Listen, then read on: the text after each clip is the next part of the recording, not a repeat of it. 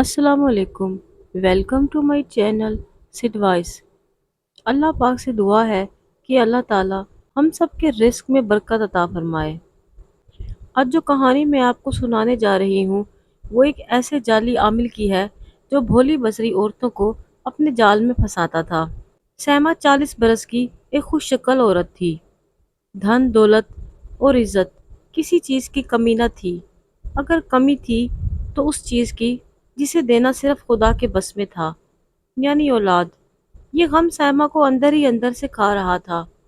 अगरचे शोहर कुछ कहता नहीं था, लेकिन उसे मालूम था कि शौकत भी औलाद की कमी को शिद्दत से महसूस करता है। शहर के हर नामी और ग्रामी डॉक्टर या हकीम से लेकर छोटे बड़े फकीर को वो आजमा चुकी थी, लेकिन औलाद उसके नसीब में नहीं थी, सो उसको ना मिली। डॉक्टरों के बकौल उसमें कोई कमी न थी। उसकी पीरों फकीरों पर भरोसा करने की आदत की वजह से मुलाजिम उसे खूब लूटते थे।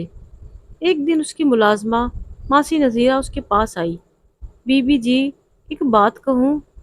हाँ माई नज़ीरा, बोलो, सैमा बोली। मासी नज़ीरा को कुछ हौसला मिला तो वो शुरू हो गई।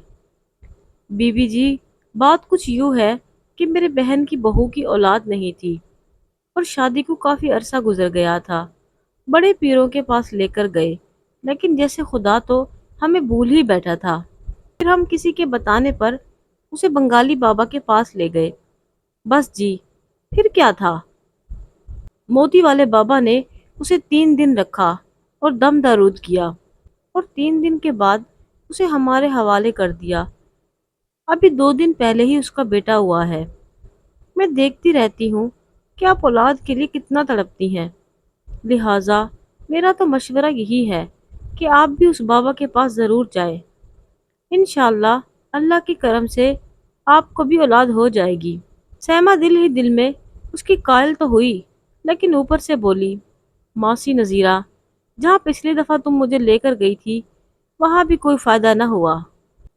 अरे बीबी जी, वो जगह तो मैंने किसी से सुनी थी और आपको ले गई, लेकिन ये जगह तो अपनी आजमाई हुई है। ठीक है नज़ीरा, कल वहाँ जाएंगे, सैमा बोली। अच्छा बीबी, वो दरअसल क्या हुआ? सैमा ने पूछा। नज़ीरा ने मौका गनीमत जानकर फौरन अपना मतलब सामने रखा। बीबी जी, आज मेरा घर का सौदा सदफ खत्म हो गया है और मुझे कुछ पैसों की ज़रूरत है। अभी तो आधा महीना पड़ा है। तुम्हें मैं कुछ पैसे तो देती हूँ, लेकिन अगर इस जगह काम बन गया तो मैं तुम्हें बहुत ज़्यादा पैसे दूंगी, सैमा खुश दिली से बोली। अगले दिन वो पीर साहब के छोटे से डरबे नुमा आस्थाने पर थे। हर तरफ अंधेरा था। कहीं तस्बियाँ और कहीं वो सीधा हड्डियाँ लटकी हुई थी। कमरे में दो औरतें बैठी थी। जब वो फारिग होकर उठी तो पीर साहब उनकी तरफ मुतवज्जो हो गए। ओ लड़की, तेरा नाम सैमा है ना? सैमा हैरान हो गई। भला पीर साहब को उसका नाम कैसे पता चला? यकीनन उनके मौक्कल बताते होंगे। वह हैरान ज़दा होकर बोली, आप मेरा नाम कैसे जानते हैं? पीर साहब मकरुआ हंसी के साथ बोले, हम सिर्फ तुम्हें ही नहीं बल्कि तुम्हारे शोहर शौकत को भी जानते हैं, और मुझे ये भी इल्म है कि उसका क्या कारोबार है, और तू यहाँ औलाद हासिल करने के लिए आई है। सहमा अब तो पीर साहब की दिल ही दिल में कायल हो गई। उसे मालूम हो गया था कि ये बहुत पहुंचे हुए बुजुर्ग लगते हैं। तभी पीर साहब बोले, कल इस मुलाजिम के हाथ 2 लाख रुपए भिजवा देना, और तुम्हें क्या करना है मैं उसे बता दूंगा। अब तुम जाओ। सैमा बोली, पीर साहब, 2 लाख कुछ ज्यादा नहीं? जितना तुम्हारा शोहर कमा रहा है उसके मुकाबले में तो कुछ भी नहीं है। औलाद हासिल करने के लिए अगर मैं तुम्हें 2 करोड़ भी कहूँ तो भी कम है। हम तो तुम पर रहम करके कम मुआवजा ले रहे हैं। सैमा वहां से उठी और बाहर आ गई। अगले दिन सैमा ने अपने जाती अकाउंट में से 2 लाख रुपए निकलवा कर मासी नज़ीरा को दे दिए और उसके आने का बेसब्री से इंतजार करने लगी। मासी नज़ीरा की वापसी चंद घंटों के बाद हुई। उसने सैमा को वो तरीका बताया जिसके साथ वो औलाद हासिल कर सकती थी। अब उसे कब्रिस्तान में जाकर किसी छोटे बच्चे की कब्र को खोदना है और उस बच्चे के हाथ की एक छोटी सी उंगली काटनी है, تاکہ اس انگلی کو اپنے گھر میں کہیں بھی دبا سکے۔ چند لمحے تو وہ دہشت کے مارے بول ہی نہ سکی۔ ماسی، یہ تم کیسی باتیں کر رہی ہو؟ بھلا میں ایسے کیسا کر سکتی ہوں؟ مجھے تو دن کے وقت بھی قبرستان میں جا کر ڈر لگتا ہے۔ بھلا رات کو میں کیسے جا پاؤں گی؟ اور وہ بھی اتنا خطرناک کام، یعنی قبر کھودنے۔ مائی نذیرہ نے جواب دیا، بی بی، تم تو کہتی ہو کہ تم اولاد حاصل کرنے کے لیے کچھ بھی کر سکتی ہو۔ اس بات کا اب تمہیں ڈر نہیں ہونا چاہیے۔ حوصلہ رکھو، یقیناً تمہاری گود بھر جائے گی۔ ماسی نذیرہ یہ کہہ کر چلی گئی۔ سیما کافی دیر تک وہیں بیٹھی سوچتی رہی۔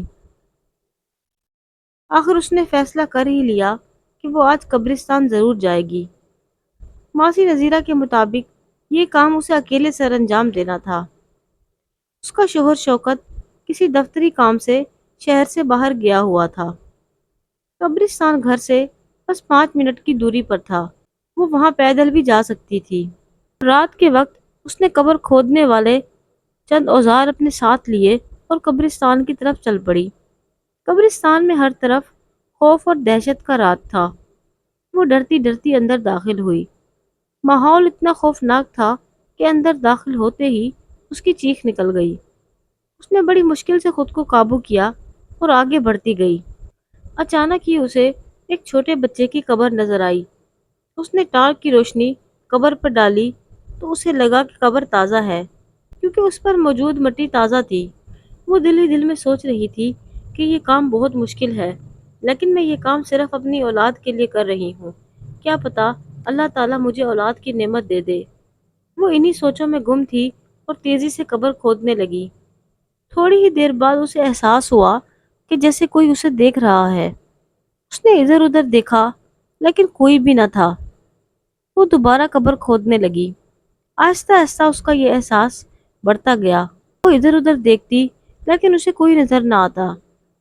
تقریباً آدھے گھنٹے بعد وہ قبر کی مٹی ہٹا چکی تھی۔ اس نے ٹانگیں ہٹانے کی کوشش کی تو اسے اپنے نزدیک ایک بڑی ہی خوفناک آواز آئی، کیا میں بھی تمہاری کچھ مدد کروں؟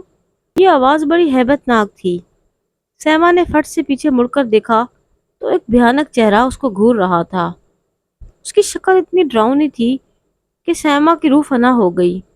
آنکھیں ایسے تھی جیسے انگارے ہو اور منہ سے خون کے قطرے چمک رہے تھے۔ اس نے بھاگنا چاہا لیکن اسے لگا جیسے زمین نے اس کے پاؤں جکڑ لیے ہوں اور وہ بلا اب اس کی طرف بڑھتی جا رہی تھی۔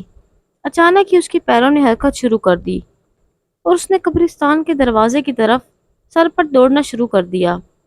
دروازے کے پاس اسے زوردار ٹھوکر لگی اور وہ گر کر بے ہوش ہو گئی۔ جب اسے ہوش آیا تو صبح کی سفیدی ہر طرف پھیل رہی تھی۔ اسے سمجھ نہیں آ رہا تھا کہ وہ اپنے نرم بستر پر ہونے کی بجائے کہاں موجود ہے۔ پھر اسے رات والے تمام واقعات یاد آئے۔ اس نے اٹھنا چاہا لیکن بازوؤں اور ٹانگوں میں شدید درد تھا اور اس سے اٹھا نہ گیا۔ وہ بڑی مشکل سے سہارا لیتی ہوئی قبرستان سے باہر آئی اور کمر پر ہاتھ رکھ کر گھر کی طرف چل دی۔ تکلیف اتنی زیادہ تھی کہ اس کے لیے چلنا مشکل ہو گیا تھا۔ گھر پہنچ کر وہ ملازمہ کی مدد سے کمرے میں آ گئی اور اس کی ملازمہ نے ڈاکٹر کو فون کیا تاکہ اس کا معائنہ کر کے اس کے فریکچر کا پتہ لگا سکے۔ ڈاکٹر نے بتایا کہ اس کا بازو فریکچر ہو چکا تھا اور پاؤں اور گھٹنوں پر بھی بہت سی خراشیں آئی تھی۔ پورا مہینہ وہ بستر پر رہی اور شدید بخار سے نپٹتی رہی۔ ایک دن صبح اخبار پڑھتے ہوئے جو خبر اس کی نظروں کے سامنے سے گزری، اس نے اس کی آنکھیں کھول دی۔ خبر یہ تھی کہ ایک بنگالی بابا پکڑا گیا تھا جو گھر کی ملازماؤں سے گھر کے حالات معلوم کرتا اور پھر گھر کی مالکن کو کسی نہ کسی طرح پھنسا کر منہ مانگی رقم وصول کرتا تھا۔